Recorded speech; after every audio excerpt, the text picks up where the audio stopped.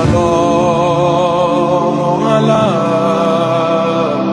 حسين وعلى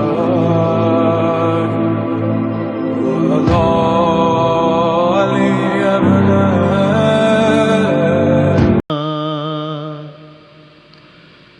شرف بیاں کرتی ہے سبھی کے، مگر جو عقل سلیم رکھتا ہے جانتا یہ سوا نبی کے نہیں ہے کوئی علی سے بڑھ کر، کوئی نہیں ہے کوئی نہیں سوا نبی کے، علی سے بڑھ کر کوئی نہیں ہے کوئی نہیں۔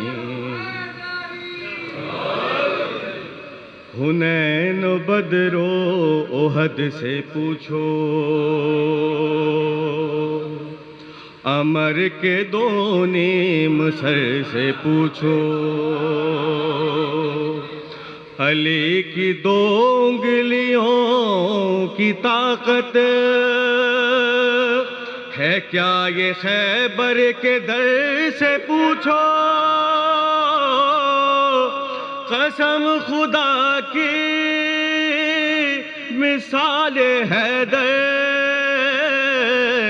کوئی نہیں ہے کوئی نہیں سوا نبی کے، علی سے کوئی نہیں ہے کوئی نہیں۔ اور علی کی تلوار چل رہی ہے، نبی کا چہرہ دمک رہا ہے، کوئی ڈٹا ہے احد میں کوئی نظر بچا کے سرک رہا ہے، نبی کے پاس اب سوائے حیدر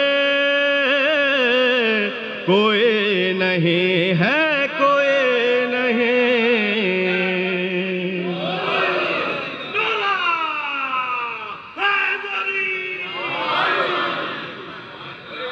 اور لگائے وہ نعرہ سلونی، لگائے وہ نعرہ سلونی، مدینہ علم کا جو در ہو، نبی کے فرمان کے مطابق، نبی کے فرمان کے مطابق جدھر کو مڑ جائے حق ادھر ہو، سوائے حیدر کے ایسا رہبر کوئی نہیں ہے کوئی نہیں۔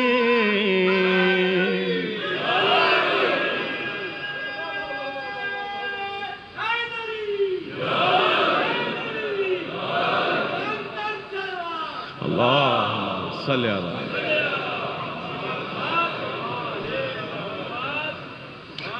اور غدیر سے جب کہ میں نے پوچھا، ہے تجھ کو معلوم سارا قصہ، سوا علی کے ہے اور کوئی بنایا جس کو نبی نے مولا، تڑپ کے بولا یہ خم کا ممبر کوئی نہیں ہے کوئی نہیں سوا نبی کے علی سے بہتر کوئی نہیں ہے، کوئی نہیں. اور چلی جو بنت اسد تو بڑھ کر، جدار کعبہ یہ بولی ہنس کر،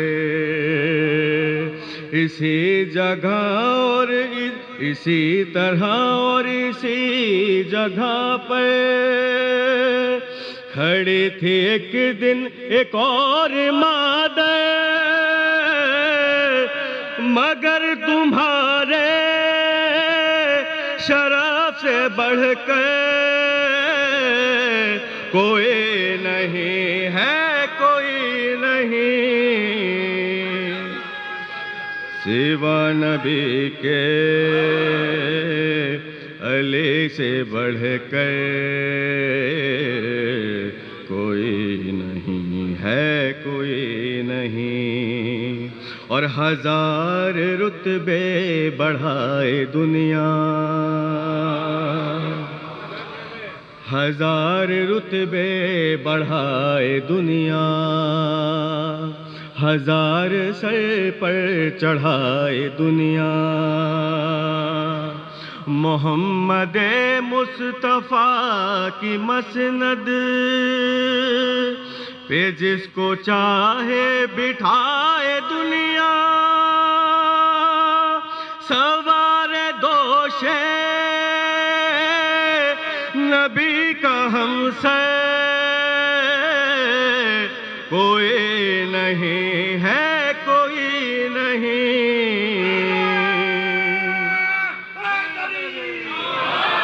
سوا نبی کے،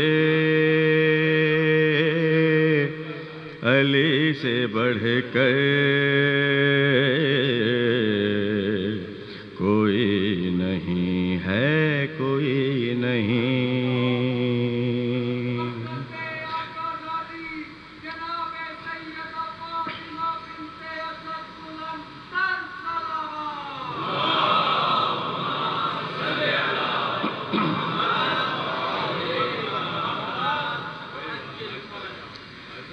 تعمیل حکم کلام کے چند اشعار آپ کی سماعت کے نظر کر رہا ہوں. ایک بار میرے کا درود پڑھیے گا محمد و محمد.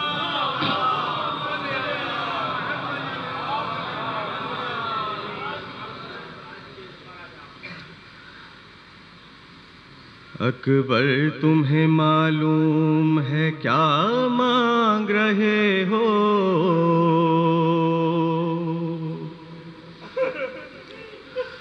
تم باپ سے مرنے کی رضا مانگ رہے ہو.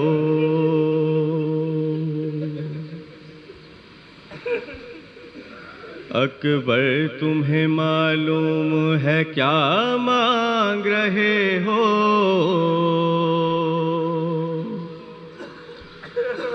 تم باپ سے مرنے کی رضا مانگ رہے ہو. اس عالم غربت میں تمہیں جانے دوں کیسے، اس دشت مصیبت میں تمہیں جانے دوں کیسے،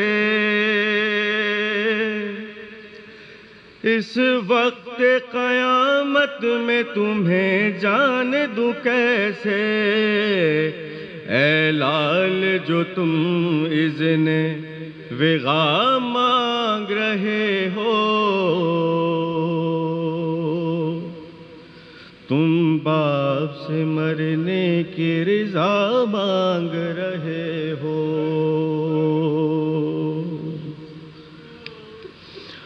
کیا گزرے گی اس باپ کے دل پر نہیں سوچا، تم نے یہ میری جان علی اکبر نہیں سوچا. مر جاؤں گا میں تم سے بچھڑ کر نہیں سوچا، تم مجھ سے ضعیفی کا عصا مانگ رہے ہو، تم باپ سے مرنے کی دعا مانگ رہے ہو اور دل روتا ہے نظروں سے اگر دور ہو بیٹا. کس طرح جدائی تیری منظور ہو بیٹا. تم ہی میری آنکھیں ہو میرے نور ہو بیٹا. تم مجھ سے میری آنکھوں کی ضیاء مانگ رہے ہو. تم باپ سے مرنے کی رضا مانگ رہے ہو اور دنیا سے گیا جس گھڑی محبوب خدا کا. نانا کی زیارت کو تڑپتا تھا نواسا. اے لال تجھے اس لیے خالق سے تھا مانگا. مقبول ہوئے میری دعا مانگ رہے ہو. تم باپ سے مرنے کی رضا مانگ رہے ہو. اکبر تجھے معلوم ہے کیا مانگ رہے ہو.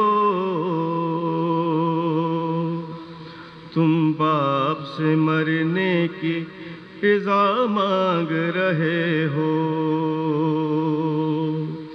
رکھتے نہیں تم اس کی خبر اے میرے پیارے. کس درجہ محبت ہے تیری دل میں ہمارے. نانا کی میری شکل ہے پیکر میں تمہارے.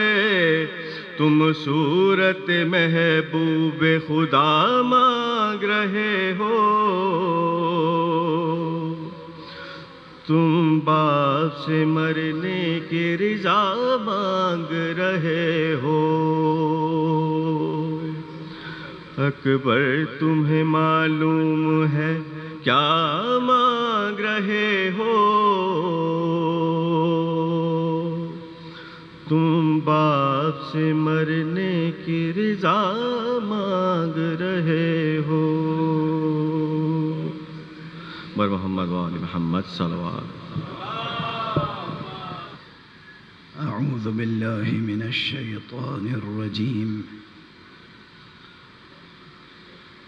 بسم اللہ الرحمن الرحیم. الحمد للہ رب العالمین والصلاة والسلام على اشرف الخلائق اجمعین سیدنا و سید الاولین والآخرین حبیبنا و حبیب الہ العالمین امام المرسلین و خاتم النبیین ابی القاسم المصطفى محمد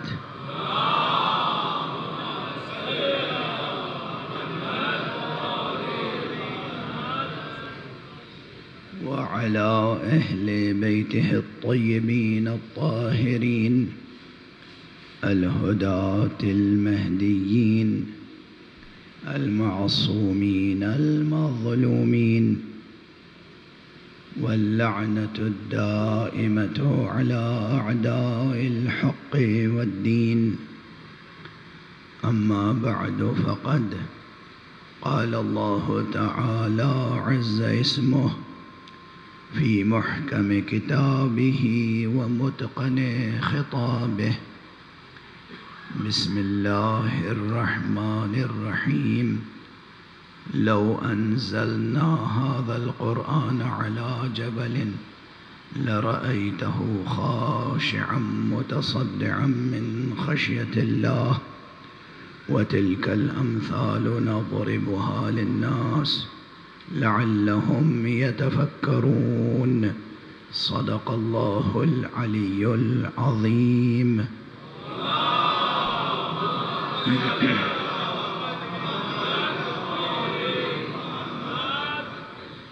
ایک اور بلندر صلوات.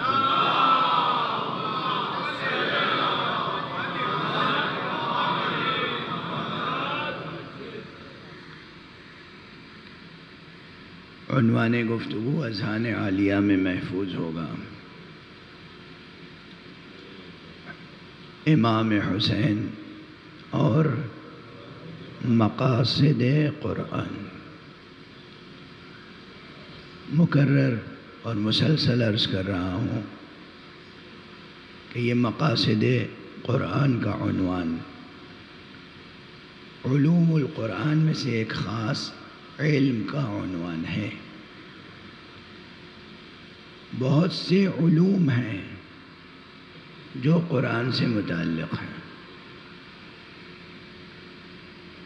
اور ایک بات کی وضاحت کر دوں، عموماً لائبریریز میں اور اسی طرح کی جگہوں پر جو کتابیں ملتی ہیں، عموماً جو کتابیں ملتی ہیں جو زیادہ معروف ہیں، مشہور ہیں، متداول ہیں، لوگوں کے ہاتھوں میں ہیں، علوم القرآن کے عنوان سے، ان کتابوں میں معلومات کے وہ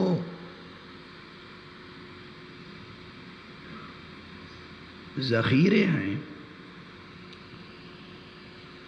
جو قرآن مجید تک پہنچنے میں مدد کرتے ہیں، یا قرآن مجید کو پڑھنے میں مدد کرتے ہیں. یعنی انسانی کوششیں جو قرآن تک انسان کو پہنچا سکیں، انہیں کہتے ہیں. مختلف طرح کے معلومات الگ الگ مرتب کر کے ہر قسم کو ایک علم کا نام دے دیا گیا تاکہ قرآن مجید پڑھ سکیں اور اسے سمجھ سکیں. اور عنوان رکھا علوم القرآن، یعنی قرآن کے علوم. حالانکہ یہ قرآن کے علوم نہیں ہیں،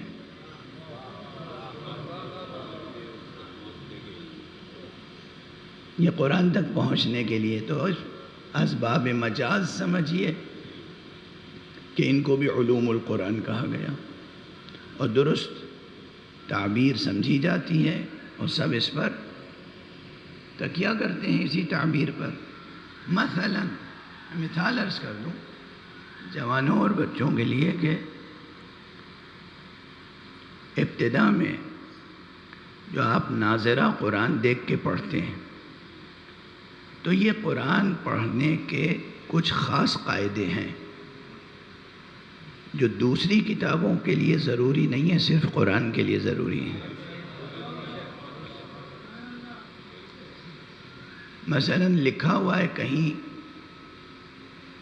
الف، مگر اسے پڑھنا نہیں ہے. کہیں ٹھہرنا لازم ہے، کہیں ملا کر پڑھنا لازم ہے. اب یہ پہچاننا واقعاً بڑے ہنر کا کام ہے کہ کہاں فصل ہے، کہاں وصل.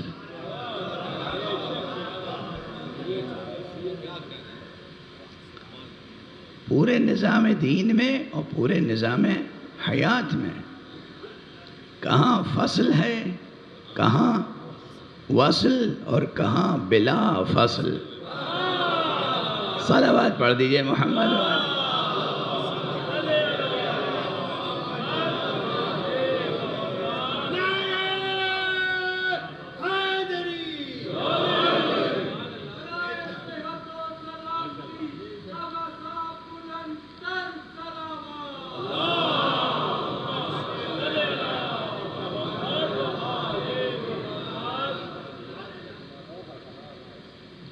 تو اب وہ رموز اوقاف انہیں کہا جاتا ہے.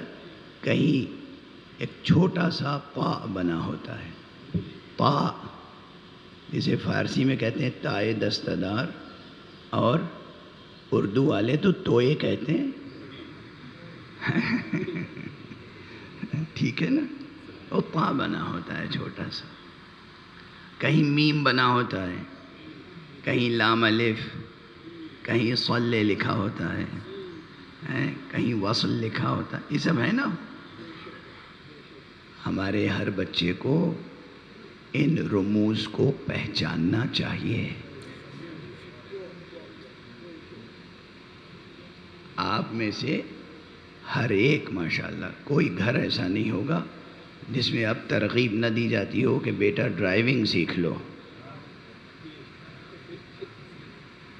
جب ڈرائیونگ سیکھتے ہیں تو اب ایک تھیوریٹیکل ٹیسٹ بھی ہوتا ہے اور پھر پریکٹیکل ٹیسٹ بھی ہوتا ہے. اس میں کتنے احکام. ایک صلوات پڑھ دیجئے محمد والا.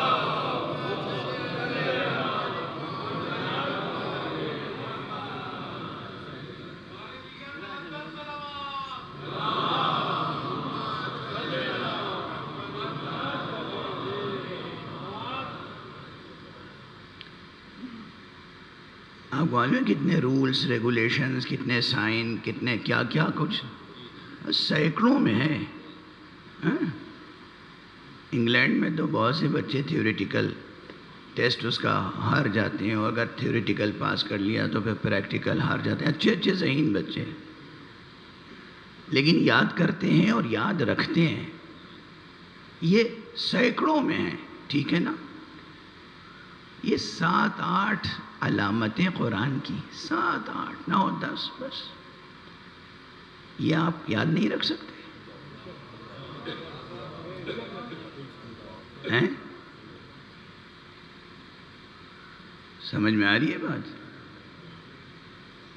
ارے 8 10 ہوں گے، 12 ہوں گے، 14 ہوں گے. اب میں گن کے تو نہیں آیا ہوں آج بطور خاص، اس سے زیادہ نہیں ہے. ٹھیک ہے؟ یہ رموز اوقاف کے کہاں قرآن مجید میں کون سا رمز ہو تو اس کا کیا مفہوم ہے، یہ آپ اپنے بچوں کو سکھاتے ہیں؟ یہ کون سی غفلت ہے؟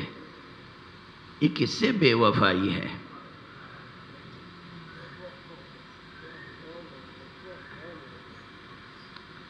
اور ایسے آگے بڑھ کے میں عرض کروں، ایک جملہ یاد رکھیے گا، نہایت دل سوزی سے عرض کر رہا ہوں. ہو سکتا ہے بہت سے وہ حضرات جنہوں نے نماز پڑھنے پڑھانے کو پیشہ بنا لیا ہے مجھ سے ناراض ہو جائیں. ویسے ہی بہت سے ناراض ہیں، تھوڑے سے اور ہو جائیں گے تو کیا مشکل ہے. تو دین کو کاروبار بنا لیا، نماز پڑھانا پیشہ ہو گیا. وہ یہ بات نہ پسند کریں گے نہ تائید کریں گے، بلکہ میرے خلاف ایک تحریک شروع ہو جائے گی، یا جو شروع ہو چکی ہے اس میں اضافہ ہو جائے گا. ایک جملہ یاد رکھیے، مولانا تشریف فرمائے یہاں پر، اس فقیر کی خواہش یہ ہے کہ امام زمانہ کے منتظرین کی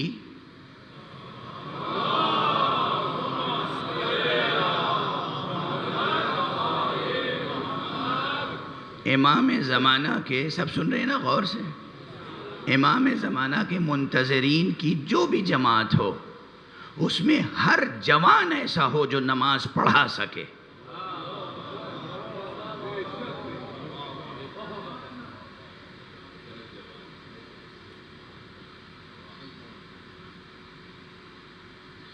واضح ہے آپ کو کیسا ہونا چاہیے.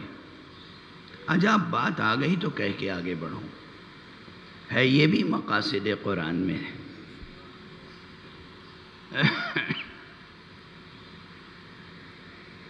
ایک بات کہی جاتی ہے کہ ہمارے عدالت شرط ہے. ٹھیک ہے؟ علم شرط ہے، عدالت شرط ہے، پیش نماز میں بڑی شرطیں ہونی چاہیے. 10 12 13 14 شرطیں رسالہ عملیہ میں لکھی ہوئی ہیں، تحفۃ العوام میں لکھی ہوئی ہیں.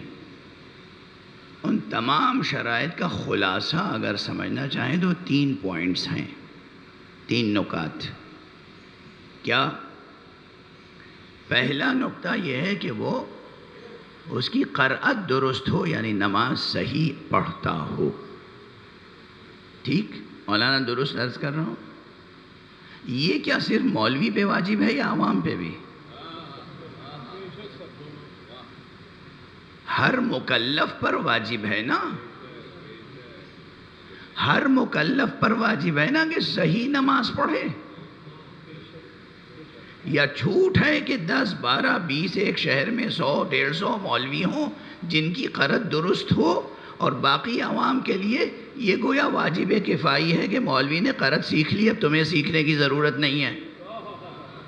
ہے ایسا کوئی مسئلہ؟ ایسا نہیں ہے نا. ہر مکلف پر قرآن مجید پڑھنا اتنی مقدار میں جو نماز میں ضروری ہے سیکھنا واجب ہے، اور اس کی تجوید کو بھی سیکھنا لازم ہے تاکہ صحیح پڑھ سکیں. آپ اللہ اکبر کہیں تو صحیح کہیں،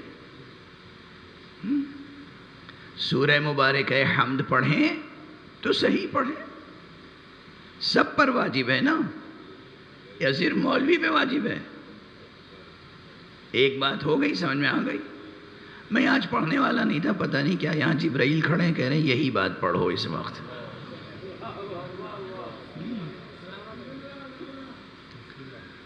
دوسرا مسئلہ، نماز کے احکام. نماز کے احکام یعنی اگر 3 رکعتی نماز سے رکعتی نماز ہے، 3 رکعت کی نماز ہے مغرب، اگر اس میں شک ہو جائے تعداد رکعات میں 2 پڑھی یا 3، تو کیا کرنا چاہیے؟ اگر 2 رکعتی نماز ہے اور اسی میں شک ہو گیا کہ 1 پڑھی کہ 2 پڑھی کہ 3، تو کیا کرنا چاہیے؟ اگر 4 رکعتی نماز ہے جیسے ظہر عصر اور عشاء، اور اس میں شک ہو گیا 2 پڑھی کہ 4، 3 پڑھی کہ 4، 4 پڑھی کہ 5، اس میں کیا کرنا چاہیے؟ ایک قسم یہ ہے شکوک کی، اور ایک یہ ہے کہ بھائی وقت گزر جانے کے بعد اب شبہ ہوا کہ پتہ نہیں سورہ حمد پڑھی میں نے یا نہیں پڑھی، ایسے ہی رکوع میں چلا گیا، سجدہ 1 کیا کہ 2 کیا. شکوک ہوتے ہیں، شبہات ہوتے ہیں. اچھا یہ کل کتنے ہیں احکام؟ ابھی جو میں نے مثال دی تھی اگرچہ دونوں کا کوئی موازنہ نہیں ہے، مثال زیب نہیں دیتی، مگر جب آپ ڈرائیونگ ٹیسٹ دیتے ہیں تو کتنے سینکڑوں مسائل یاد کر لیتے ہیں اور ہمیشہ یاد رکھتے ہیں. اور یہ نماز پڑھانے میں کتنے احکام ہیں؟ کتنے؟ یہ تھوڑے سے احکام یاد نہیں رکھ سکتے، سیکھ نہیں سکتے؟ فرمانے سیکھ سکتے ہیں نا. اور اگر پھر بھی نہیں سیکھتے تو گناہگار کون ہوگا؟ مولوی کہ آپ؟ اٹھتے بیٹھتے تو آپ مولویوں پہ تنقید کرتے ہیں. آپ جب نہیں سیکھیں گے قرأت و تجوید تو آپ کا گناہ کیا مولوی پہ پڑے گا؟ آپ اگر نہیں سیکھتے، احکام نماز یاد نہیں رکھتے، تو اس کا عذاب مولوی پہ ہوگا. واضح ہے؟ آپ میں سے ہر ایک، ہر مکلف، ہر مکلف، ہر مرد اور ہر عورت جس پر نماز واجب ہے، یہ سیکھنا اس کے لیے واجب ہے. اب تیسری شرط بتا دوں، سب سے زیادہ مشکل وہیں آتی. ارے بھائی عدالت شرط ہے.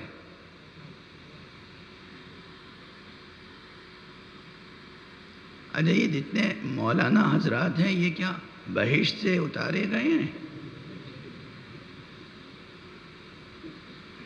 ہیں؟ آسمان سے اترے ہیں؟ سب معصوم ہیں؟ سب عادل ہیں؟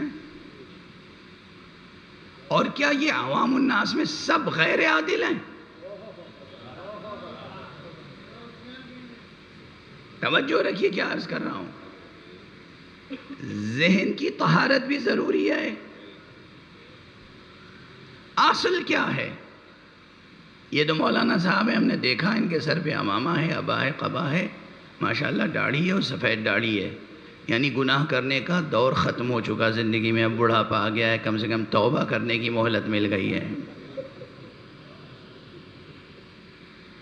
میرے سامنے کوئی جوان آ جائے، کوئی جوان،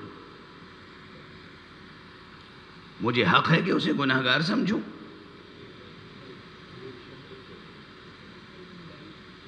مجھے حق ہے کہ اسے غیر عادل سمجھوں. کوئی ایک مومن میرے سامنے آیا، اصل کیا ہے؟ بنیادی مسئلہ کیا ہے؟ اصل یہ ہے کہ جب تک اس کا کوئی گناہ ثابت نہ ہو جائے ہمیں اسے بے گناہ سمجھنا ہے. ہمارے ہاں کیا ہے معاشرے میں نفسیات لوگوں کی؟ نفسیات یہ ہے کہ ہر ایک کے اوپر شک و شبہے کی نگاہ ڈالنی ہے. نہیں بھائی، ہر ایک پر شک اور شبہے کی نگاہ نہیں ڈالنی ہے. ہر ایک کو گناہگار نہیں سمجھنا ہے. ہر ایک کے عمل کو باطل نہیں گرداننا ہے. ہر ایک کو غیر عادل آپ نہیں کہہ سکتے. غور فرما رہے ہیں آپ کے لیے اصل یہ ہے کہ ہر شخص کو عادل سمجھیں جب تک کہ اس کی عدالت کے خلاف ثبوت فراہم نہ ہو جائے. ایک صلوات پڑھ دیجئے محمد.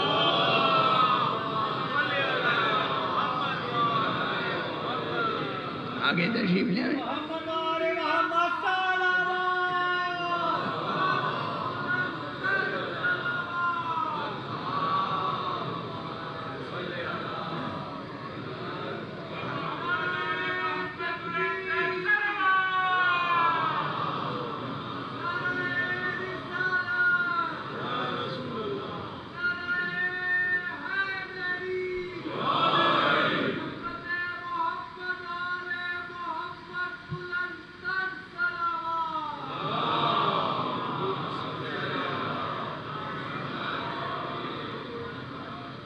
ماشاءاللہ بزم میں علماء کی تعداد میں اضافہ ہو رہا ہے. کثر اللہ امثالہم، پروردگار ان کے امثال اور زیادہ فرمائے. یہ حضرات جس طرح کی خدمتیں کر رہے ہیں میں بہت خوش ہوں اور دل سے دعائیں دیتا ہوں. جو خدمت کر رہے ہیں، جس انداز سے خدمت کر رہے ہیں، پروردگار آپ کو عمر خضر عطا فرمائے. میں جو عرض کر رہا تھا اس کی طرف پھر بات کو مکمل کر دوں.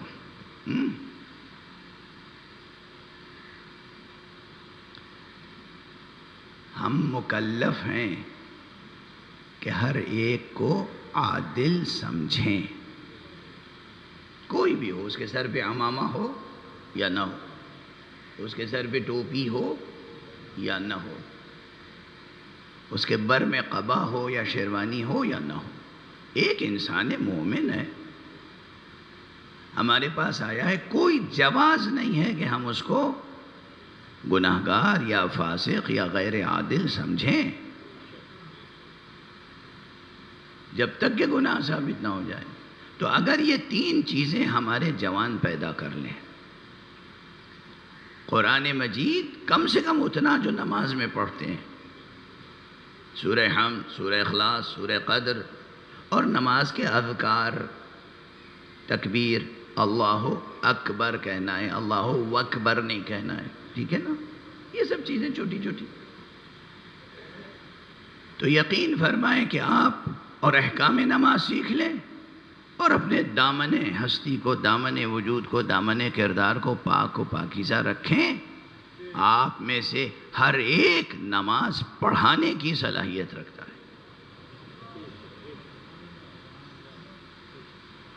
جوانوں نے غور سے سنا یا نہیں؟ ہر ایک. اور نماز جماعت قائم کرنے کی کوشش کریں. نماز جماعت کی برکتیں ہیں. گھر میں بھی نماز پڑھیں، اپنے بیوی بچوں کو ساتھ لیں، احکام کے مطابق نماز جماعت آپ پڑھ سکتے ہیں گھر میں. کہیں سفر میں ہیں، چند دوست ہمراہ ہیں، نماز جماعت پڑھ سکتے ہیں. نماز جماعت کی کتنی فضیلتیں بیان ہوئی ہیں، کتنی اہمیت بیان ہوئی ہے، نماز جماعت کی کتنی برکتیں بیان ہوئی ہیں. اس کی طرف آپ کی توجہ نہیں ہے. آج عہد کر کے اٹھیے گا اس فرش سے کہ کوشش کیجیے گا کہ امام زمانہ علیہ الصلاۃ والسلام کے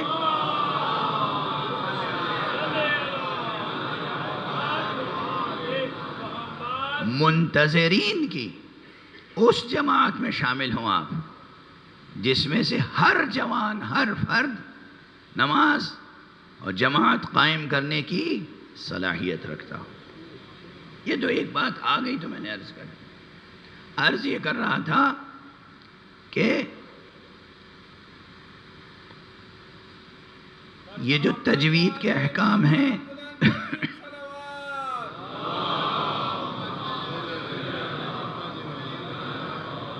تجوید کے احکام، قرآن مجید کو صحیح پڑھنے کے احکام، یہ مرتب کر کے ایک علم بنا دیا گیا، اور یہ بھی شمار ہوتا ہے علوم القرآن کی فہرست میں.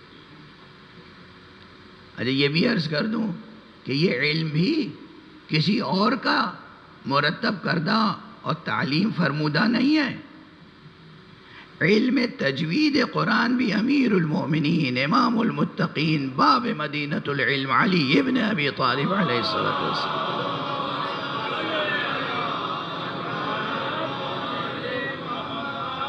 کا تعلیم فرمایا ہوا ہے. باتفاق مورخین کچھ تو ہوتے ہی ہیں جو ہر بات کو مسخ کر دیتے ہیں، لیکن جو جلیل القدر مورخین ہیں اور حقیقتاً ان میں دشمنی علی نہیں ہے، وہ اعتراف کرتے ہیں کہ تجوید کا علم کس نے دیا. کئی برس قبل کی بات ہے، میں مدینہ منورہ گیا ہوا تھا، مکے گیا، عمرہ کیا، اس کے بعد مدینہ گیا، اور مدینہ میں ایک نسخہ قرآن کا القرآن المرتل ترتیل تجوید لیا. وہاں سے پہلے ہی صفحے پر یہ بات لکھی ہوئی تھی کہ تجوید کی تعریف اور ترتیل کی تعریف امیر المومنین علی ابن ابی طالب نے یہ فرمائی ہے.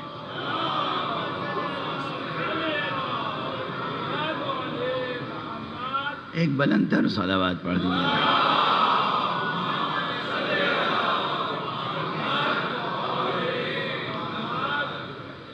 آپ حضرات کی یہ صلوات طاقت دے گی. آپ آواز و حالت دیکھ رہے ہیں، اس وقت درد بھی ہے شدید.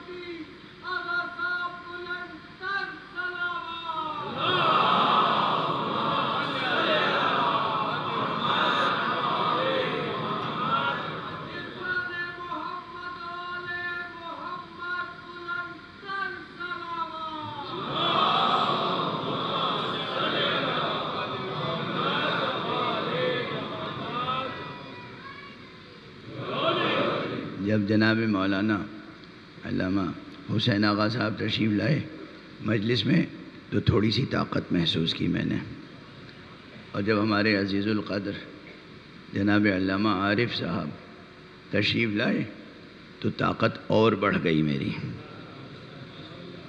یہ اللہ کی نعمتیں ہیں. یہاں کراچی میں بہت ان حضرات پر اور عارف صاحب کی خطابت پر میں بہت خوش ہوتا ہوں، اور جوانان پاکستان کے لیے عرض کرتا ہوں کہ یہ نعمت ہے یہاں پر ایک. پروردگار انہیں تا دیر سلامت رکھے، عمر خیزر عطا.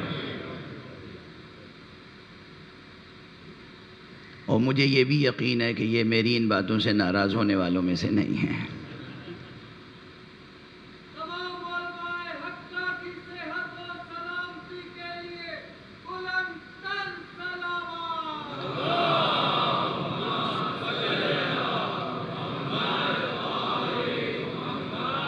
بہت سی جگہوں پر لوگ مجھے بلانا چاہتے ہیں کہ آپ آئیے تقریر کیجیے. میں سب جگہوں پہ نہیں جا سکتا اور نہیں جا پاتا، اور یہاں رہتا نہیں، اس ملک میں بہت دور رہتا ہوں. اکثر لوگوں سے میں کہتا ہوں کہ بھائی آپ عارف صاحب سے پڑھوا لیجیے گا. آپ جو مجھ سے یہاں سے کہتا ہے میں اس کے یہاں ان کا نام پیش کر دیتا ہوں. ایک عرصے سے یہ میرا طریقہ ہو گیا ہے. اس لیے کہ ان کے کنٹینٹ پر، ان کے مطالب پر مجھے بہت اعتماد ہے۔ یہ اور بات ہے کہ عزائر انقلابی ہیں اور انقلابی ہونا چاہیے۔ شیعہ کہتے ہی ہیں انقلابی کو، خط ولایت فقیہ پر ہیں اور ہونا چاہیے، اس لیے کہ خط ولایت فقیہ دمشق سے تھوڑی نکلا ہے، غدیر سے نکلا ہے۔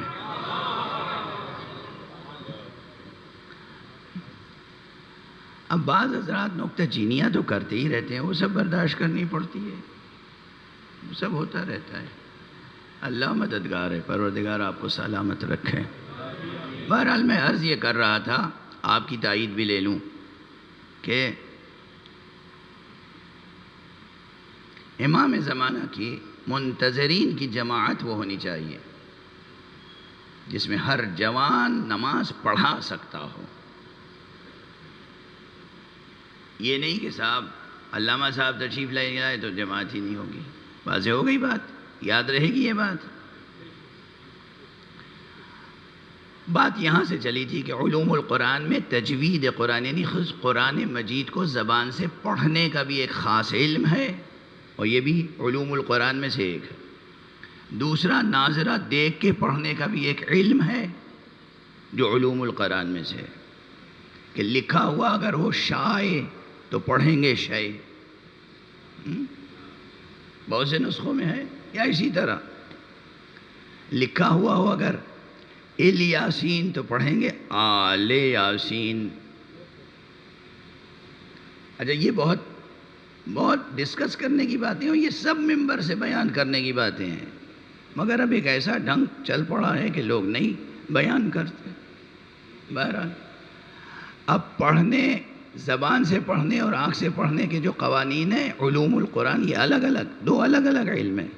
علم التجوید زبان سے پڑھنے کا علم، علم القراءہ دیکھ کر پڑھنے کا علم، اور پھر علم القراءات یہ تیسرا علم ہے، قراءہ سے الگ۔ وہ کیا؟ قرآن مجید میں بہت سے مقامات ایسے ہیں جہاں پر ایک سے زیادہ قرأتیں ہیں اور سب متواتر ہیں اور جائز ہیں۔ مثلا ایک بڑی مثال دے دوں یا دو مثالیں دے دوں کافی ہوں گی، نماز میں بھی آپ حضرات زیادہ شک شبہ میں مبتلا نہیں ہوں گے۔ اور عالم اسلامی میں دو یعنی مشرق و مغرب میں عظیم الشان مسلمانوں کی بڑی جماعتیں ہیں جو ان قرأتوں کو ابھی بھی زندہ رکھے ہوئے ہیں۔ عام طور پہ ہم لوگ جو قرآن پڑھتے ہیں آج کل، اس میں سورہ حمد میں کیا کہتے ہیں؟ بسم اللہ الرحمن الرحیم، الحمد للہ رب العالمین الرحمن الرحیم مالک یوم الدین۔ میم کے بعد الف ہے نا؟ ایک مضبوط جماعت ہے جو کہتی ہے مالک یوم الدین نہیں ہے، یہاں ملک یوم الدین ہے۔ الرحمن الرحیم ملک یوم الدین۔ اور اب آپ سے کیا چھپانا، میں خود ملک یوم الدین پڑھتا ہوں، اور اس لیے پڑھتا ہوں کہ میرے نزدیک وہ روایتیں بہت صحیح السند اور مضبوط ہیں جن میں بتایا گیا ہے کہ مولا امیر المومنین علی ابن ابی طالب علیہ السلام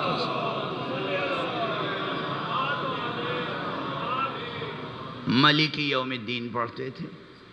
تو اب آپ نماز میں مالک یوم الدین پڑھیں تو بھی درست ہے، اور ملک یوم الدین پڑھیں تو بھی درست ہے۔ اچھا آپ کوئی جوشیلا شیعہ مجھ سے پوچھ سکتا ہے کہ بھئی جب آپ خود ہی کہہ رہے ہیں آپ کے نزدیک صحیح روایت یہ ہے کہ مولا علی ملکی پڑھتے تھے، تو مالک کیسے درست ہو سکتا ہے؟ مالک اس لیے درست ہو سکتا ہے کہ مولا علی ہی نے اس کی اجازت بھی دی ہے۔ ٹھیک ہے، واضح ہو گئی بات۔ مولا ہی نے یعنی ائمہ اہل بیت نے، ائمہ اہل بیت نے اس کی اجازت دی ہے کہ تم مالکی یوم الدین بھی پڑھ سکتے ہو اور ملکی یوم الدین بھی پڑھ سکتے ہو۔ یہ ایک مسئلہ ہوا۔ یہ کہاں ہے؟ یہ علم القراءہ میں نہیں ہے، علم التجوید میں نہیں ہے، علم القراءات میں ہے، تیسرا علم۔ ایک اور مسئلہ بیان کر دوں پھر آگے بڑھوں، وہ ہے سورہ اخلاص، سورہ قل هو اللہ۔ اس کی جو آخری آیت ہے بسم اللہ الرحمن الرحیم قل هو اللہ احد اللہ الصمد لم یلد ولم یولد ولم یکن لہ کفوا احد. یہ درست ہے، اگر آپ اس طرح پڑھیں صحیح ہے، درست ہے، مقبول ہے انشاءاللہ، مولا نے اجازت دی ہے. لیکن ہمارے ایک استاد ہوا کرتے تھے نجف اشرف میں، وہ کہتے تھے میاں قرآن مجید میں یہ انگریزی کا ون نہیں ہے، سکھانے کے لیے بچپن میں کہ یہ یاد رہ جائے گا. میں کہتا تھا کیا ہے؟ کہ مولا امیر المومنین پڑھا کرتے تھے کفؤن، تو کفؤن پڑھنا بھی درست ہے، کفؤن پڑھنا بھی درست ہے. یاد رہے گی بات؟ میں نے یہاں نماز پڑھی، ایک رکعت میں ون پڑھا، دوسری رکعت میں ان پڑھا، تاکہ کوئی پوچھے تو صحیح کہ یہ کیا کر رہے ہیں آپ، تاکہ میں وضاحت کر سکوں اور مولا علی کی قرت کی طرف توجہ دلا سکوں. ٹھیک ہے. بہرحال یہ دو مثالیں، پورے قرآن مجید میں ایسے بہت سے مواقع ہیں جہاں قرأتوں کا اس طرح سے اختلاف ہے، اور یہ قرأت کا اختلاف تحریف قرآن پر دلیل نہیں ہے. ٹھیک ہے، یہ ذہن میں رہے. اب جب بات مقاصد قرآن کی چل رہی ہے تو ضمناً علوم قرآن کی بات بھی آ گئی. اب اور علوم قرآن میں کیا ہے؟ ایک علوم قرآن میں فہرست میں ایک علم ہے، علم اسباب النزول یا علم شأن نزول. یہ کیا ہے؟ یہ کیا قرآن سے اخذ شدہ علم ہے؟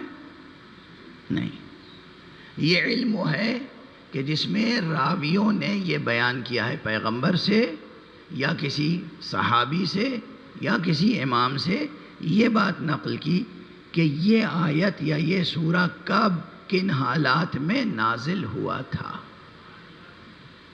ٹھیک ہے، بہت عظیم الشان علم ہے. بعض حضرات اس علم کو سبک گردانتے ہیں، کمتر سمجھتے ہیں. ایسا نہ کیجیے گا. یہ علم اسباب النزول مقاصد قرآن کو سمجھنے میں بھی مدد دیتا ہے. دونوں کا بہت گہرا تعلق ہے، علم اسباب النزول کا مقاصد قرآن کو سمجھنے میں. اگر علم اسباب النزول کو محفوظ نہیں رکھا تو وہ جماعت، سیاسی جماعت، حقائق کو مسخ کرنے میں کامیاب ہو جائے گی.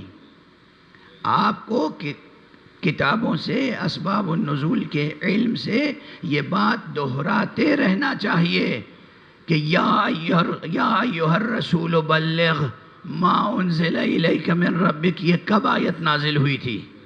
کہاں نازل ہوئی تھی؟ کن حالات میں نازل ہوئی تھی؟ الیوم اکملت لکم دینکم واتممت علیکم نعمتی ورضیت لکم الاسلام دینا. کب نازل ہوئی تھی؟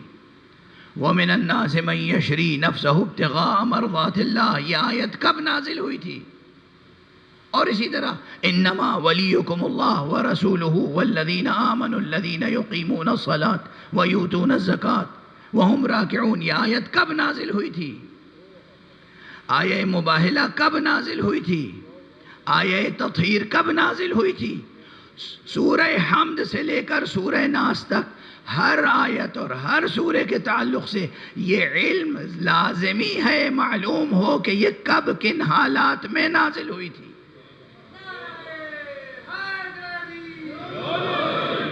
تاکہ مقاصد قرآن ضائع نہ ہو جائیں. ان واقعات سے بالکل چشم پوشی کر کے اور جس ترتیب سے آج قرآن مجید میں آیتیں لکھی ہیں، یعنی گراؤنڈ ریئلٹی، حقیقت، تاریخی حقیقت، واقعہ، اس کو نظر انداز کر کے صرف عبارت کو سامنے رکھ کے ترجمہ کرنا، تفسیر کرنا، احکام بیان کرنا، اصول و فروع کو مقرر کرنا، یہ قرآن مجید کے اوپر ظلم ہے.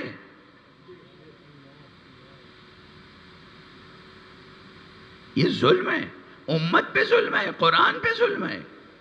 اور یہ بالکل ایسے ہی ہے کہ جیسے آپ زمین اور آسمان دونوں سے کٹ کے قرآن مجید کا ترجمہ کر رہے ہوں. نہ زمین سے تعلق نہ آسمان سے، یعنی نہ تاریخی حقائق سامنے ہے نہ مراد خالق. الفاظ کے تسلسل کو سامنے رکھ کے اور آپ ترجمہ نہیں کرتے چلے جا رہے ہیں. یہ قرآن پر ظلم ہے، مقاصد قرآن کو ضائع کرنے کے مترادف ہے. ایسا پورا ایک مکتب ہے، مجھے معلوم ہے، آپ سب جانتے ہیں، ایک مکتب ہے، کچھ نہیں. ہمیں تاریخ نہیں دیکھنی، ہمیں حدیث کا کوئی حوالہ نہیں چاہیے. کب نازل ہوئی تھی غدیر، ہمیں کیا معلوم غدیر کیا چیز ہے؟ قرآن مجید میں تو غدیر کا لفظ ہے نہیں. اور ایسی بہت، ایک غدیر ہی تھوڑی، بہت سی باتیں ایسی ہیں کہ جن کے تعلق سے یہ رویہ قائم ہے. اب میں بس دو ایک باتیں اور عرض کر دوں. آج زیادہ طویل نہ گفتگو کرنے کا وقت ہے اور نہ میرے اندر سکت ہے. کل سورہ حمد کے مقاصد کی طرف کچھ گفتگو ہوئی تھی، اور وہ گفتگو مکمل نہیں ہو گئی. ابھی اسی سورہ حمد پر تہ در تہ جو مضامین ہیں، اگر ان کو پیش نظر رکھ کے گفتگو ہو تو 40 امام تک یہ سلسلہ جاری رہ سکتا ہے. میں تو صرف مثالیں دے کے آگے بڑھ جاتا ہوں. قرآن ہے، قرآن، قرآن کی گہرائیاں، قرآن کی عظمتیں، قرآن کی بلاغت. اللہ اکبر.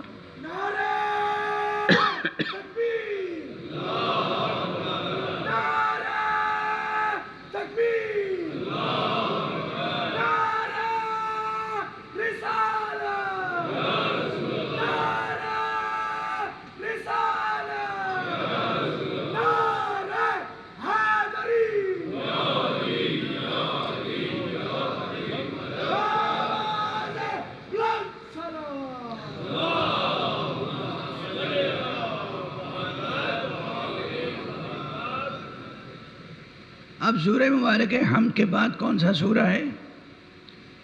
دعا کیجئے سب مل کے کہ میری آواز ٹھیک ہو جائے، کہ سینے کا درد ختم ہو جائے. تو اجمالاً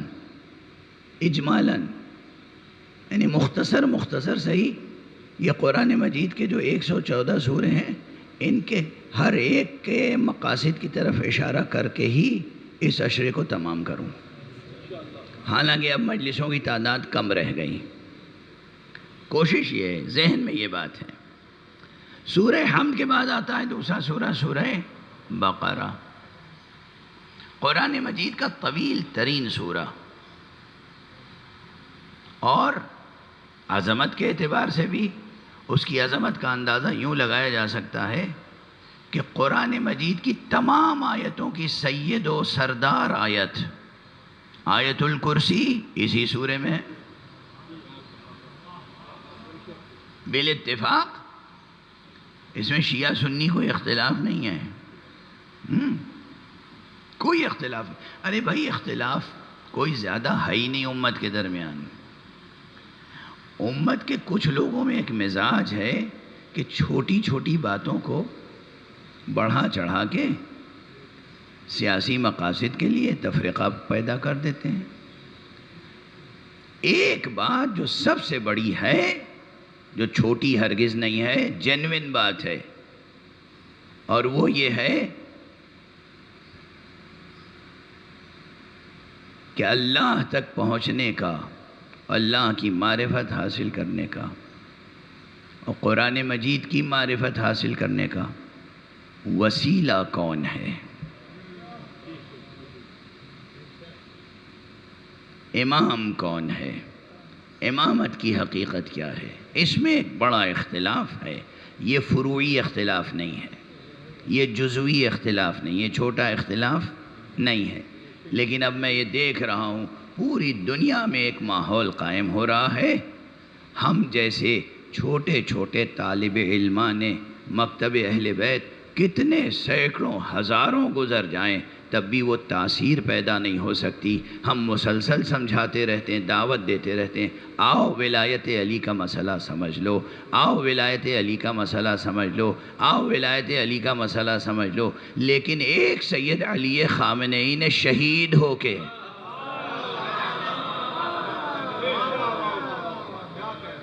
پورے عالم کو مجبور کر دیا سوچنے کے لیے کہ ولایت علی کیا ہے، شہادت حسین کیا ہے۔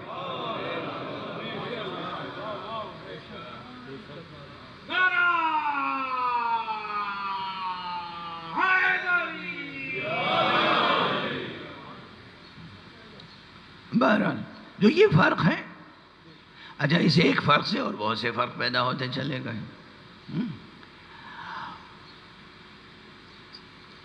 قرآن مجید میں پیغمبر کی حدیث ہے، ائمہ اطہار کی حدیث ہے کہ سب سے عظیم آیت تمام آیتوں کی سید و سردار کون سی آیت ہے؟ آیت الکرسی۔ وہ کہاں ہے؟ سورہ بقرہ میں۔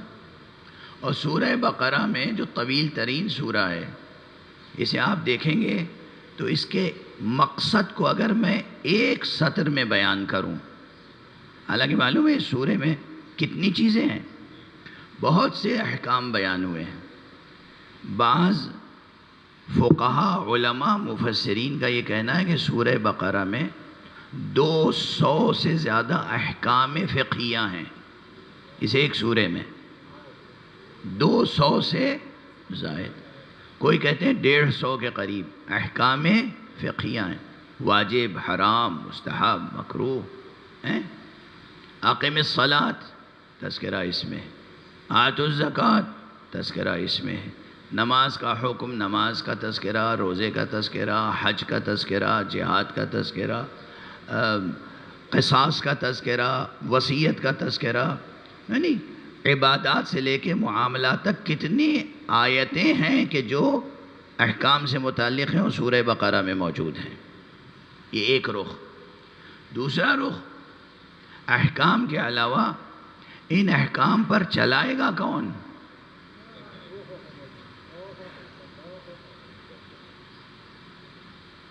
تو جو جملہ میں عرض کرنا چاہتا ہوں وہ یہ کہ گویا سورہ مبارکہ حمد میں جو کہا تھا صراط المستقیم، اس صراط مستقیم یعنی سیدھا راستہ، اس کا ایک پورا خاکہ سورہ بقرہ میں موجود ہے۔ راستے کا خاکہ بھی ہے، راستے پر چلانے والے کا تذکرہ بھی ہے۔ راستے پر چلانے والے کی معرفت بھی اس سورے میں موجود ہے۔ یعنی امامت کا مسئلہ، سب سے کلیدی آیت جو امامت کے مسئلے میں ہے پورے قرآن مجید میں، وہ اسی سورہ بقرہ میں موجود ہے۔ یعنی احکام، اخلاق، اصول، فروع، خدا شناسی، نبوت شناسی، امام شناسی، انسان شناسی، معاد شناسی، ان سب سے متعلق نہ جانے کتنی آیتیں ہیں جو سورہ بقرہ میں موجود ہیں۔ اجمالاً مختصر طور پر، مختصر ترین تعبیر کیا ہوگی؟ سورہ بقرہ کا مقصد ہے صراط مستقیم کا ایک مختصر تعارف اور صراط مستقیم پر چلانے والوں کا مختصر تعارف۔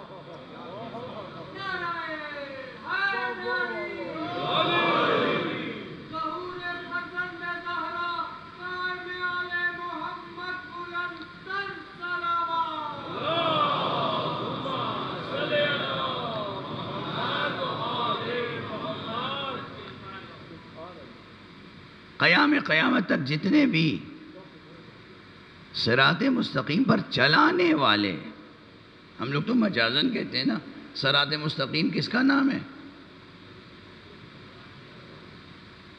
ارے صراط مستقیم لقب ہے امیر المومنین علی ابن ابی طالب کا۔ ایک بلند صلوات پڑھیے امام۔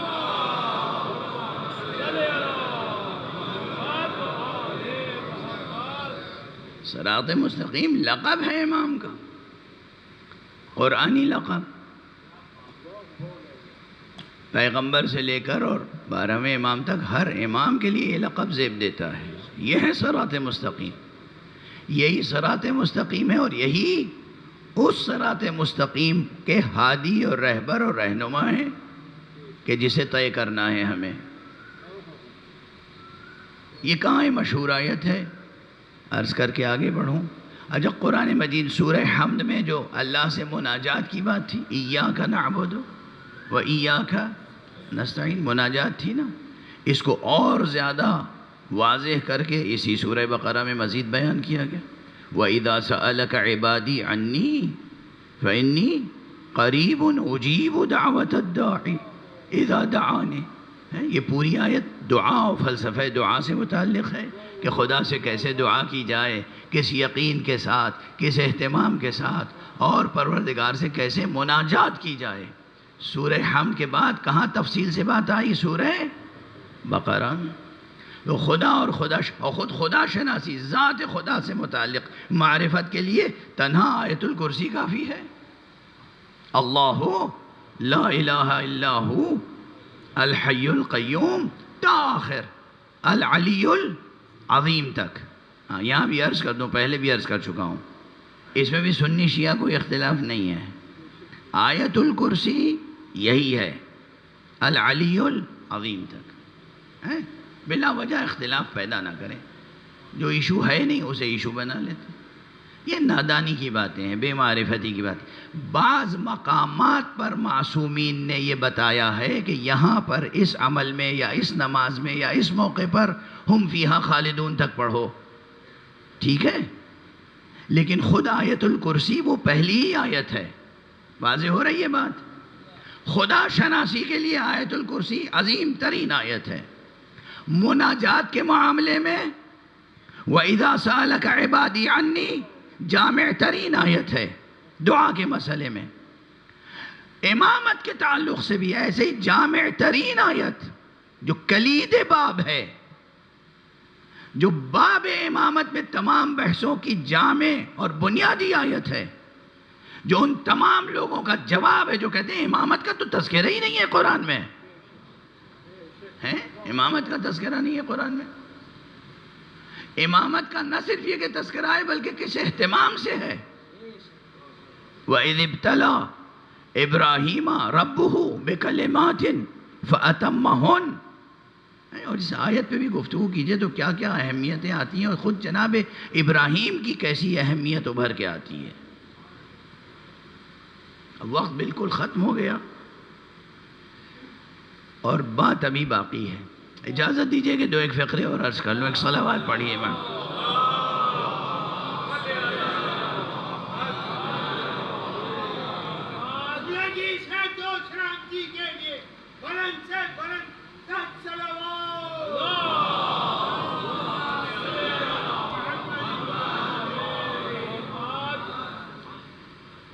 دیکھیے عربی زبان کا قاعدہ ہے کہ فعل ہوتا ہے، اگر جملہ فعلیہ ہے تو پہلے فعل ہوگا، پھر فاعل ہوگا، پھر مفعول. اور اگر اس کے برعکس کچھ ہوا تو کوئی نہ کوئی بلاغی نکتہ ہوتا ہے.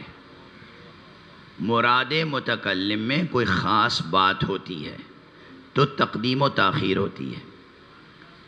اگر جو بنیادی ساخت ہے زبان کی فعل، فاعل، مفعول، تو ہونا کیا چاہیے تھا؟ وَإِذِ ابْتَلَىٰ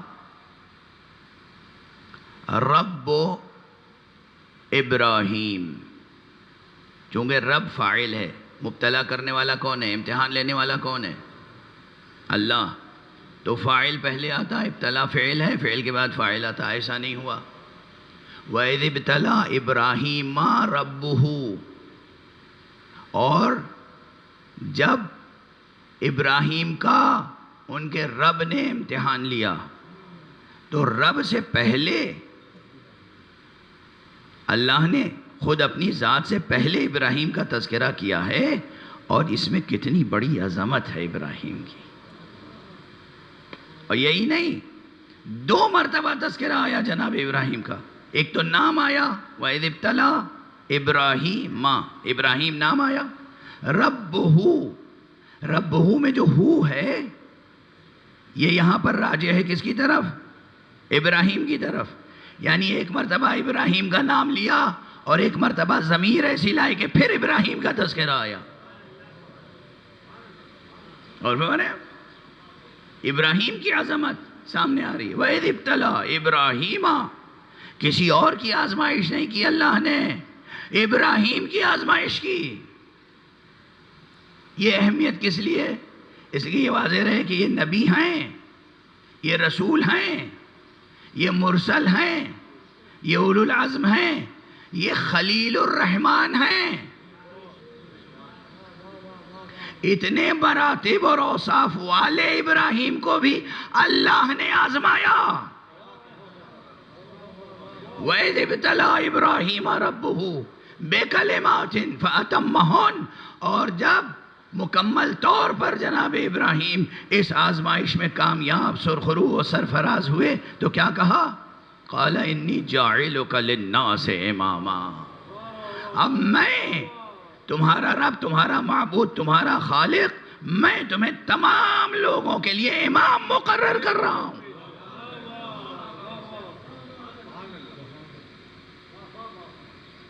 اچھا یہ امامت کا تذکرہ نہیں ہے تو کس چیز کا تذکرہ ہے؟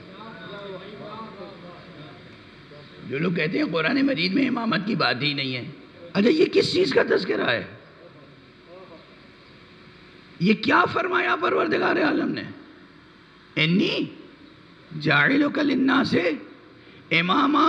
اور یہی نہیں کہ جناب ابراہیم کی امامت کا اعلان فرما دیا، جناب ابراہیم بھی اس منصب کی اہمیت کو جانتے تھے. فوراً فرمایا پروردگار مجھے تو امام بنا دیا، وَمِن ذُرِّيَّتِي، اور میری نسل میری ذریت سے. اب یہاں غور فرما لیجئے تو یہ نقطہ بالکل سامنے کا ہے.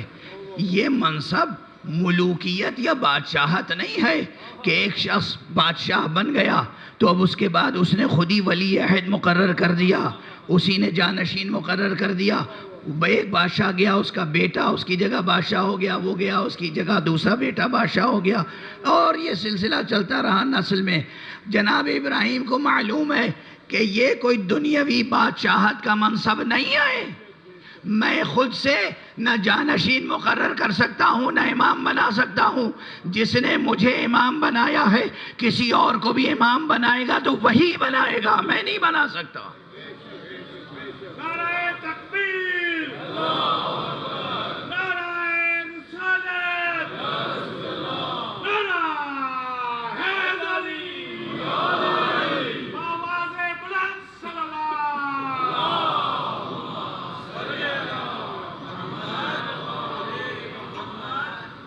اس لیے خدا ہی کی خدمت میں درخواست پیش کر دی کہ اور میری ذریت، میری آل، میری اولاد، میری نسل. اللہ نے بھی یہ نہیں جواب دیا کہ بھئی ہم نے تمہیں بنا دیا نا، اب بس اپنی نسل میں باقی رکھو اسے. نہیں، چونکہ دنیاوی سلطنت نہیں تھی، مادی بادشاہت نہیں تھی. یہ امر الہی ہے، یہ عہد الہی ہے. اس لیے جناب ابراہیم کو اللہ نے بھی یہ جواب دیا کہ لا ینال عہد الظالمین.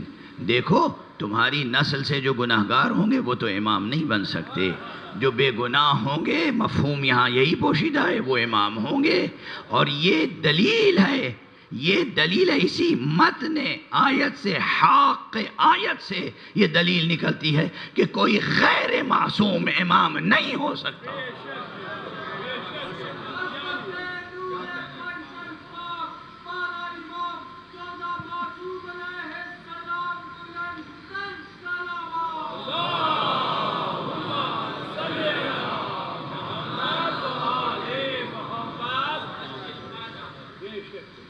بس گفتگو تمام کر رہا ہوں، وقت تمام ہو گیا اور میری طاقت ساتھ نہیں دے رہی ہے. آج 6 محرم ہو گئی. عموماً 6 محرم کو یونیورسلی تقریباً پوری دنیا میں 6 محرم کو ہم سرکار سید الشہداء کو، رسول اللہ کو، اہل بیت رسول کو اس شہید کا پرسہ دیتے ہیں جو خود شبیہ پیغمبر تھا.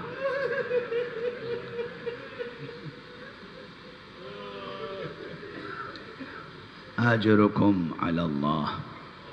میں نے ابھی تو جسے کہتے ہیں ربط مصائب تذکرہ کیا ہے، آپ کی آوازیں بلند ہو گئیں. آپ تصور کر لیجئے کہ اہل بیت نے کس طرح علی اکبر کو رخصت کیا ہوگا. کس طرح، کس دل سے، کس جگر سے، کس انداز سے، کن جذبات و احساسات کے ساتھ، کس درد و کرب و الم کے ساتھ شبیہ پیغمبر کو رخصت کیا ہوگا۔ میرے والد ماجد مرحوم و مغفور عالم تھے، وہ بھی ذکر حسین کیا کرتے تھے، اور نجف اشرف میں بڑے بڑے مجتہدین اور علماء سے انہیں شرف تلمذ حاصل تھا۔ وہ جس انداز سے پڑھا کرتے تھے، آج چند جملے بس ان کے میں دہرا رہا ہوں آپ کے ساتھ۔ جناب اکبر کے رخصت کے واقعات میں یہ ہے کہ جب آقا حسین کے پاس آئے، بابا مجھے اجازت دے دیجئے، آقا نے فرمایا جاؤ پہلے اپنی والدہ سے اجازت لے لو، اور تمہیں خصوصیت کے ساتھ جس نے پالا ہے وہ تمہاری پھوپھی زینب ہے، جاؤ زینب سے اجازت لے لو۔ حضرت علی اکبر خیمے میں تشریف لے گئے، تمام بیویوں نے حلقہ کر کے درمیان میں حضرت علی اکبر کو لیا۔ ایک ایک بیوی چاہتی تھی کہ اکبر کو اپنی آنکھوں میں محفوظ کر لے۔ اجرکم علی اللہ، اجرکم علی اللہ۔ نگاہیں بس جمی ہوئی تھی روح مبارک اکبر پر۔ شبیہ پیغمبر ہیں، کیا حسن ہے، کیا جمال ہے، کیا جذابیت ہے، کیا نورانیت ہے۔ اور باہر جو لوگ خیمے کے باہر دیکھ رہے تھے، وہ بس یہ دیکھتے تھے کہ خیمے کا پردہ بار بار اٹھتا ہے اور گرتا۔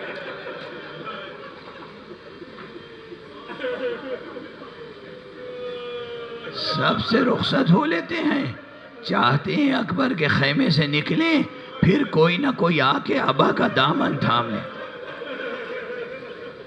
کبھی پھوپھی تھام لیتی ہیں، کبھی مادر گرامی، کبھی بہن سکینہ سامنے آ جاتی۔ دیر تک یہی سلسلہ رہا، پردہ اٹھتا رہا، گرتا رہا۔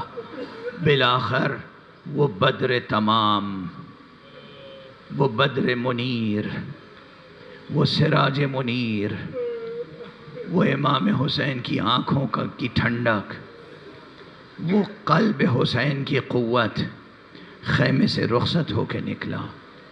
بابا کے پاس آئے، بابا سے رخصت ہوئے، بابا نے ہاتھ اٹھا دیا آسمان کی طرف، اللہم اشہد علی ہؤلاء القوم، اے پروردگار اب اس قوم پر گواہ رہنا، فقد برز الیہم غلام اشبہ الناس برسولک خلقا و خلقا و منطقا۔ اے پروردگار تو گواہ رہنا، اب وہ جا رہا ہے جوان اس قوم کی طرف کہ جو صورت میں، سیرت میں، گفتار میں تیرے رسول کی شبیہ ہے۔ اور یہی نہیں بلکہ آپ نے ایک جملہ اور فرمایا ہے، پروردگار تو جانتا ہے کہ جب ہم تیرے نبی کی زیارت کے مشتاق ہوتے تھے تو اسی جوان کی زیارت کر لیا کرتے تھے۔ اللہ اکبر، اللہ اکبر، اللہ اکبر۔ حسین خود جانے پیغمبر ہیں، حسین خود فرزند پیغمبر ہیں، حسین میں خود پیغمبر سے شباہتیں موجود ہیں، مگر آقا حسین فرما رہے پروردگار جب ہم تیرے نبی کی زیارت کے مشتاق ہوتے تھے تو ہم اسی جوان کی زیارت کر لیا کرتے تھے۔ اکبر گئے، آپ برابر سنتے رہتے ہیں، اکبر کو رخصت کیا ہے آقا نے، تو پھر یوں ہی رخصت نہیں کیا، کچھ دور تک اکبر کے پیچھے پیچھے چلتا۔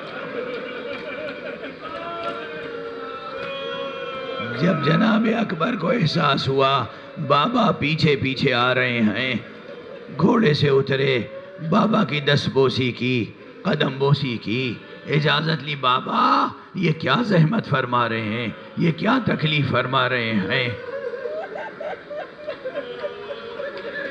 عجب نہیں امام نے یہ ارشاد فرمایا ہو، اے بیٹا اگر تم صاحب اولاد ہوتے تو تمہیں احساس ہوتا کہ بوڑھے باپ سے جوان بیٹے کی جدائی آسان نہیں ہوتی.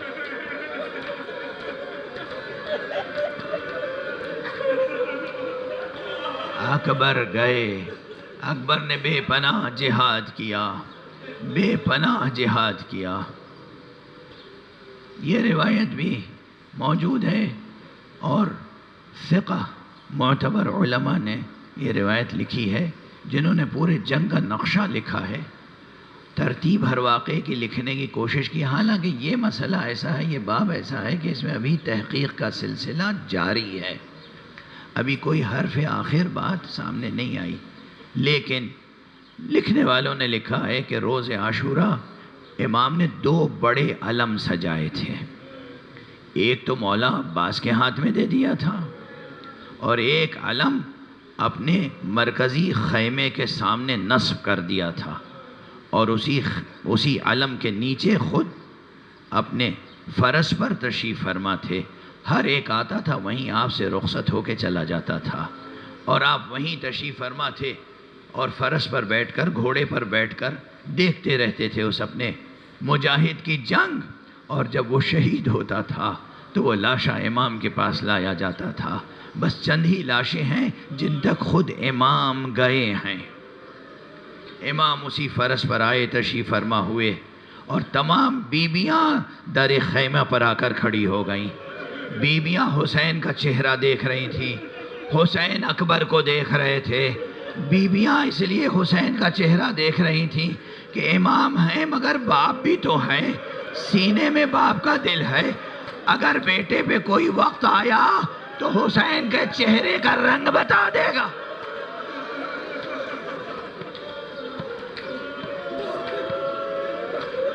بس بہت وقت گزر چکا. درمیان میں واقعات چھوڑ کر آخری 2 فقرے عرض کر رہا ہوں. آخر وہ وقت آیا جب جناب علی اکبر کی آواز آئی، یا ابتا علیک منی السلام، بابا آپ پر میری جانب سے آخری سلام. دشمن نے علی اکبر کے سینے کو اس طرح نشانہ بنایا تھا کہ اکبر گھوڑے پہ سنبھل نہ سکے، زمین پر آئے. بابا کی خدمت میں سلام آخر عرض کیا. روایتوں میں ہے آقا اکبر کی لاش تک پہنچے، لیکن جب تک پہنچے دشمنوں نے مزید ستم یہ کیا تھا کہ اکبر کا لاشا سر سے پیر تک کئی ٹکڑے ہو چکا تھا.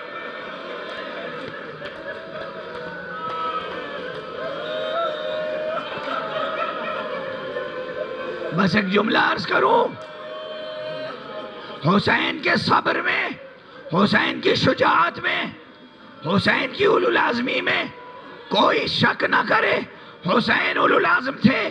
حسین اس جوان لاشے کا، اس جوان بیٹے کا لاشا بھی خیمے تک لا سکتے تھے، مگر چونکہ لاشے کو ٹکڑے ٹکڑے کر دیا تھا تو ایک مرتبہ خیمے کی طرف رخ کیا. بنی ہاشم کے بچوں آؤ،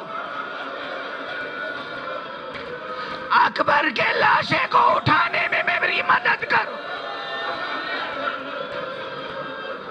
اکبر کا لاشا اٹھایا گیا، خیمے میں لایا گیا. زینب نے استقبال کیا، واہ محمدہ، واہ علیہ، واہ حسینہ کے نعرے بلند.